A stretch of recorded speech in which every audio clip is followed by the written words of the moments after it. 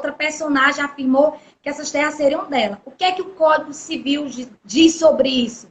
Ele diz não pode ser compartilhado bem de herança, a não ser que esse bem de herança esteja no nome do casal, que é o que é difícil, né? Geralmente, a herança você recebe de um pai, tudo tão, não vai estar no nome do casal. Então, de modo geral, não se comunica. Ok. E agora, queria entrar em outro assunto, que é sobre união estável. Muitos casais acham que só aí o fato de estarem morando juntos já é considerado união estável. Eu queria que você falasse um pouquinho sobre isso, se é ou não, e como que surgiu e o porquê dessa união estável. Certo, união estável. Bom, anterior ao Código Civil de 2002, nós tínhamos o Código de 1916, certo? E nesse código não era reconhecido a união estável. Ela não era protegida, não recebia proteção do Estado, de modo algum, nem citava.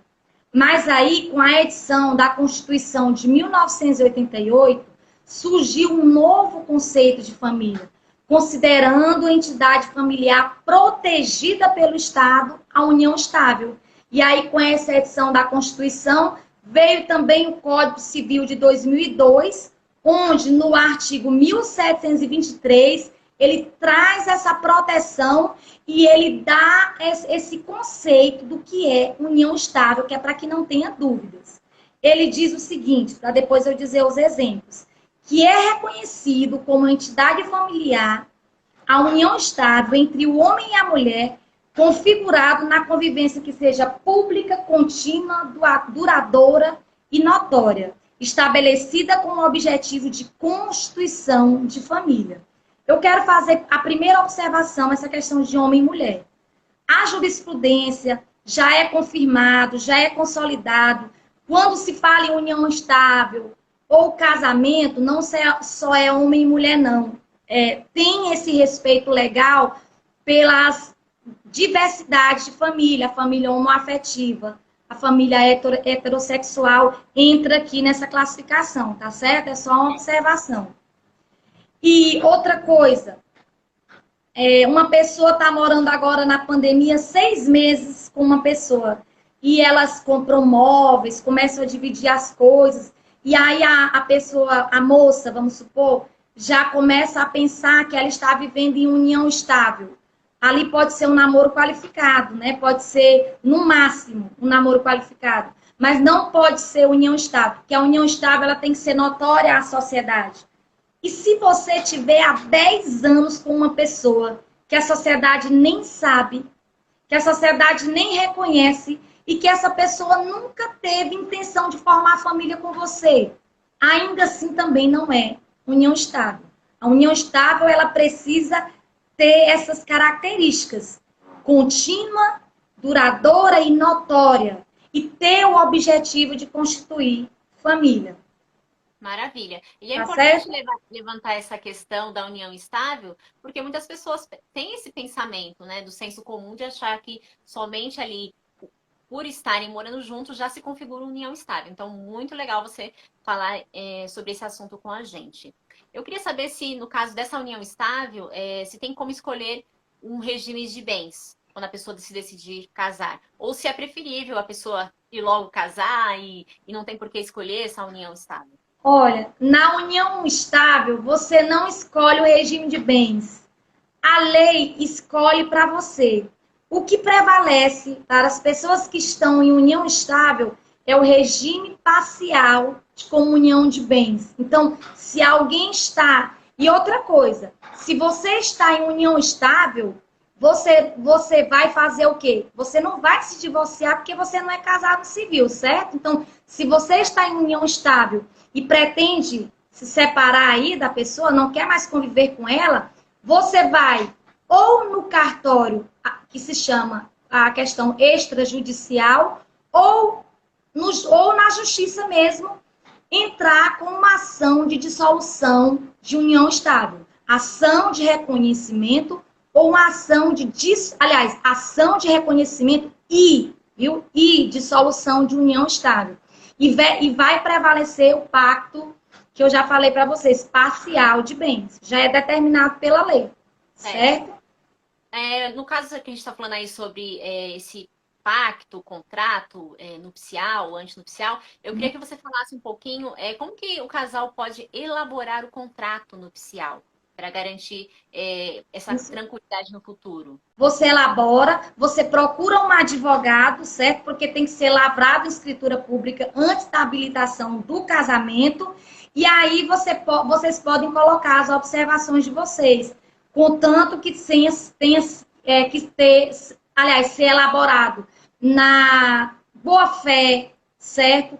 Aí eu dei o exemplo quando a live caiu. A pessoa que disse que queria liberar no pacto antinupcial o cônjuge, o esposo, da fidelidade. Então, esse pacto ele é revertido de formalidade e a pessoa tem que respeitar essas formalidades. Né? Tem que ter fé pública, tem que ter idoneidade, tem que ter dignidade da pessoa, o princípio da dignidade da pessoa humana, não pode ser elaborado de qualquer forma.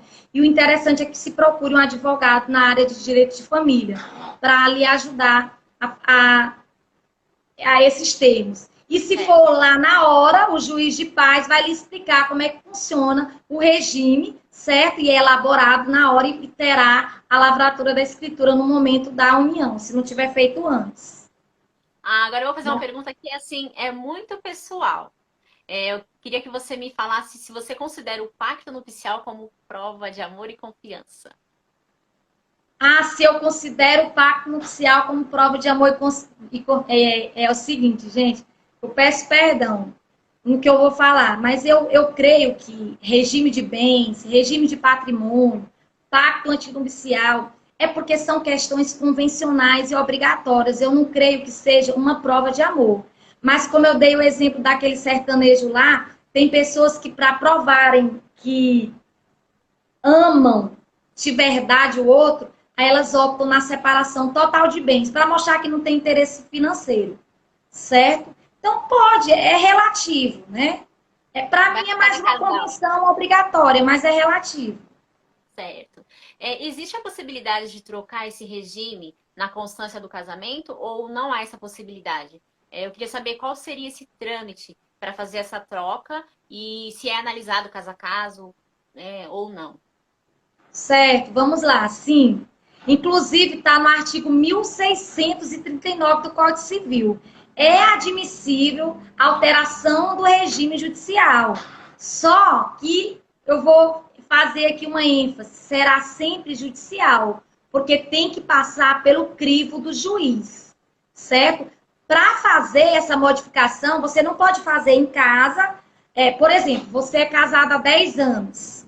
Aí você chega para seu esposo e diz, olha, nós somos casados, e fala, nós somos casados com união, com regime de separação total de bens, e eu mereço que nós agora sejamos casados em comunhão universal de bens. Vamos elaborar aqui e vamos levar ao cartório? Não é assim. Não pode. Não é dessa forma, certo? Existe essa possibilidade, mas o artigo ele diz o seguinte, é admissível a alteração do regime de bens mediante autorização judicial com pedidos motivados de ambos os cônjuges, apurada a procedência, né, a motivação das razões invocadas e ressalvando sempre direito de terceiros. Por que ressalvando o direito de terceiros? Porque podem pessoas quererem modificar o pacto nupcial para fraudarem alguma coisa, para se livrarem de alguma dívida com terceiros. Então, para evitar fraudes, para evitar essa situação, a única forma de mudar o pacto nupcial é você procurar um advogado, certo? E ele vai fazer a solicitação judicial e vai ser emitida uma sentença declaratória do juiz, modificando, a partir daquele momento, o regime pretendido, né? Se for aprovado pelo juiz.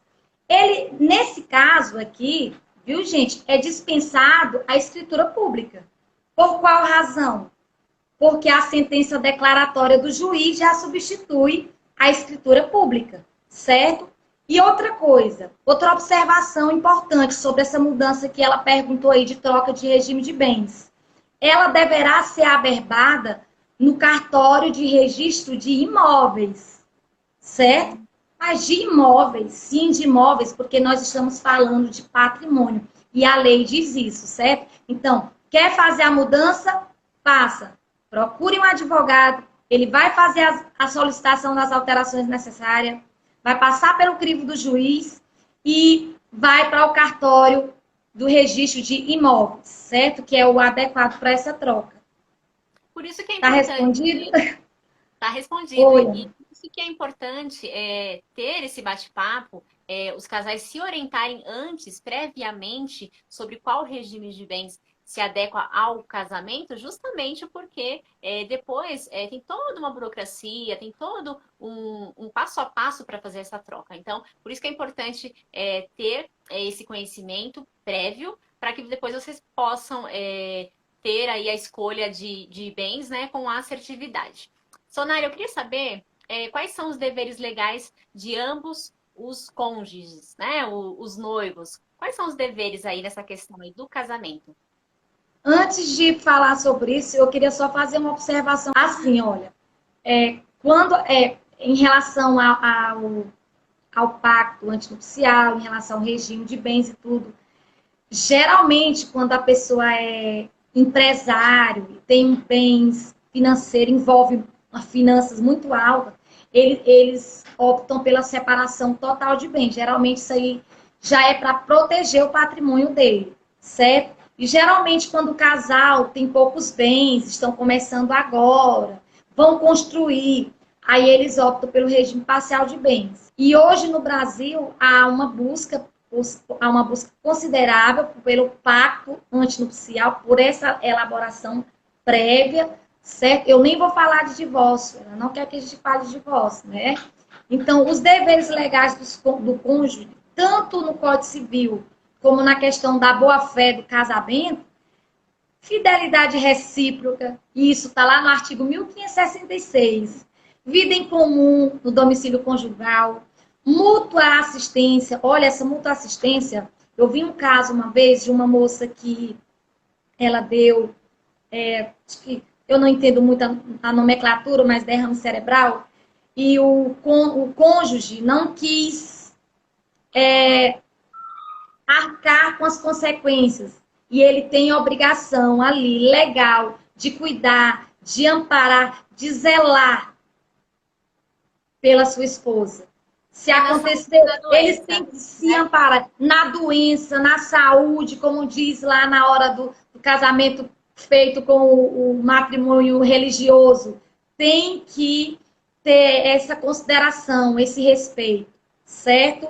Sustento, guarda dos filhos. O que a gente vê é muita questão, às vezes fica pesado muito para a mãe, mas a gente sabe que nós sabemos que a obrigação é mútua. Perdão pela linguagem coloquial, mas é um tom de bate-papo e não, né, de... Com certeza. E concordância. eu gostaria que comentassem aqui o que vocês estão achando do conteúdo, se está sendo útil para vocês. Conto com a participação aí, hein? Muito obrigada pelo comentário. A Luzia está falando aqui que foi um excelente tema. É isso aí. E outras pessoas podem também ver essa live, compartilhar depois, quando ela ficar registrada aí no nosso feed. Sonália, vamos saber um pouquinho mais aí sobre a sua persona? Conhecer um pouquinho mais aí da Sonália? Eu vou falar algumas palavras, Sonália, e eu quero que você me diga, por favor, o que representa para você. Direito. Tá. Direito é fazer justiça. É correr atrás do direito